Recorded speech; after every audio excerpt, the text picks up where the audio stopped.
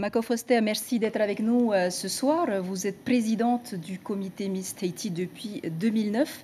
C'est un événement. Tahiti attendait cette couronne depuis 20 ans. Comme Léana Fojra, que nous avons vu dans le reportage, elle a eu du mal à réaliser que Miss Tahiti était Miss France. Vous avez réagi comment? Merci beaucoup de m'inviter ce soir. J'ai suivi à la télé aussi l'élection, donc la question c'était incroyable. Comme elle a dit, incroyablement, finalement ils ont décidé de nous donner le titre de Miss France. Mais c'était avec beaucoup de chaleur, d'émotion. J'étais vraiment touchée. J'ai dit, finalement, on le mérite bien cette année. Donc, elle a été une de vos danseuses dans votre troupe. Petite, Il y a quelques semaines encore, vous auriez parié sur la victoire de Vai Malama? Je pense qu'en la suivant un peu pendant toute l'élection, elle m'a souvent attirée parce que quand elle est stressée, elle prend sa guitare et commence à chanter. Donc, j'ai vu que je pense que c'est sa manière de se calmer. Elle chante, elle prend sa guitare, elle se met dans un coin et elle chante. Chose que j'ai beaucoup admirée. Je n'ai pas encore vu de Miss Tahiti être artiste en même temps. Donc, j'ai toujours confiance en toutes les filles. Et j'ai souvent un pincement au cœur vers la fin parce que elles méritent toutes. Merci beaucoup, Mako Foster, pour ces premières réponses. Avant d'aller plus loin, faisons un tour d'horizon de l'actualité qui a jalonné cette semaine. L'hebdo nous a été préparé par Carmen Doum et Lionel Petit.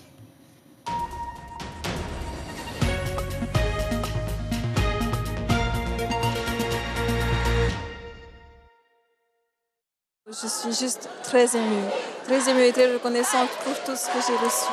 C'était un travail d'équipe, c'était tout le comité. C'était toutes les personnes qui m'ont soutenue depuis le tout début. Je vous remercie parce que c'est grâce à vous. Miss France 2019 et Miss Tahiti. C'est l'expression d'une joie qui a été contenue depuis 20 ans. Je suis contente, prête pour la Polynésie pour nous, chez nous. 4 heures avant le sacre de Vai Malama, des écrans étaient installés un peu partout en Polynésie et la candidate polynésienne bénéficiait encore d'un soutien de poids, celui de Shelva. Toujours être pour notre finale, du coup ça ne va pas changer. Vai Malama, il a tous les espoirs pour gagner.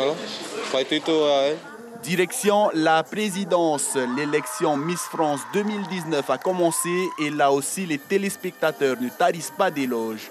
Le cap des 12 est passé, c'est maintenant que le public entre en jeu et vote par SMS malgré le surcoût de celui-ci. Quand on aime, on ne compte pas. Vai Malama Chavez est donc la Miss France 2019. Cela n'était plus arrivé depuis 1998 et le sacre de Mariva Galanteur.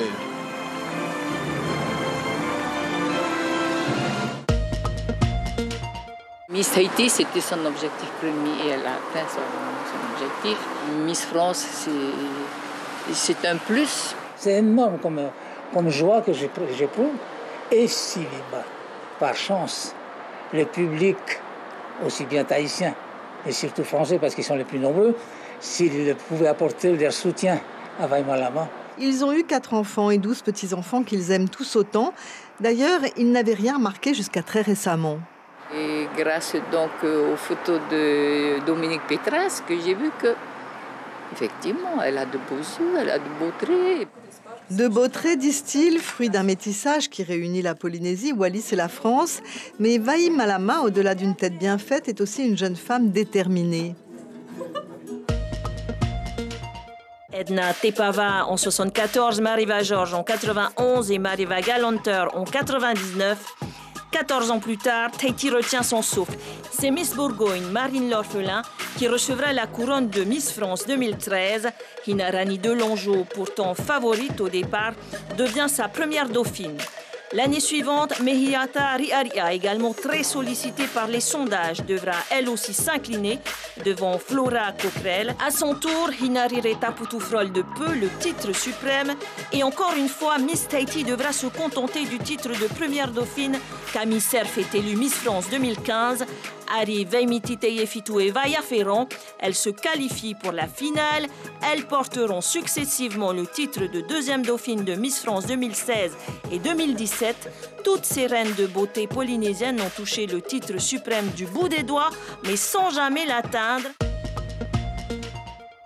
Mako Foster, on vient de le voir depuis 2013. Plusieurs de nos Miss Tahiti ont terminé dans le top 3 des plus belles femmes de France. Alors cette année, qu'est-ce qui a joué en la faveur de Vai Malama, selon vous? Je pense qu'elle est très intelligente, elle a beaucoup œuvré, elle a beaucoup travaillé, elle s'est préparée.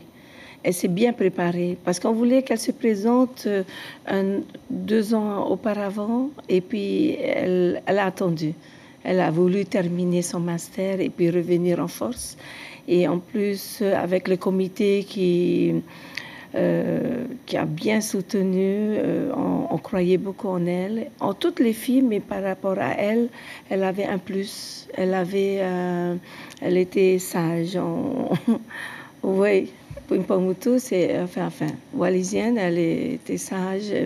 Elle savait très bien ce qu'elle voulait. Elle était prête. Elle s'est préparée. En plus de la préparation du comité de Miss Tahiti.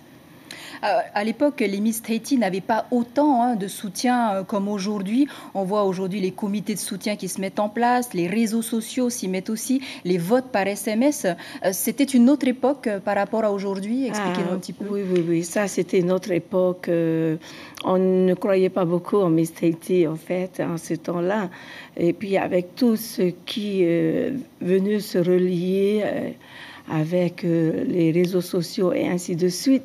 Donc, Miss Tahiti est entrée dans, on va dire que c'est quelque chose de nouveau. Ça a évolué. Ça a évolué, donc effectivement, on rentrait dans tout ça et qui fait qu'on était obligé de nous intéresser à tous ces programmes qui sont nouveaux pour parler un peu plus de Miss Tahiti. À l'époque, l'élection Miss France n'était pas aussi importante pour la Polynésie. Ouais, voilà, on va dire comme ça, parce que on veut aller à Miss France, on veut plus aller. Il y a eu beaucoup d'histoires comme ceci. Mais depuis que les Faugeras ont repris le comité Miss Tahiti, donc les choses ont beaucoup changé. Donc, Dernière question avant de nous quitter. On nous a habitués à des mensurations taille mannequin, genre du 36. Vai Malama est-elle en train de casser un petit peu les clichés? Mais je pense qu'elle avait un corps de femme. Un corps de femme et non un corps de gamine comme toutes les autres élections. Donc, j'ai trouvé ça magnifique. Je pense qu'une Miss doit être comme elle. Parce que les anciennes Miss de Miss France avaient le même corpulence que Vai Malama. Je pense que c'est oménéméné un tout petit peu, mais c'est joli. Il faut. Merci beaucoup, Mako Foster, d'avoir répondu à nos questions.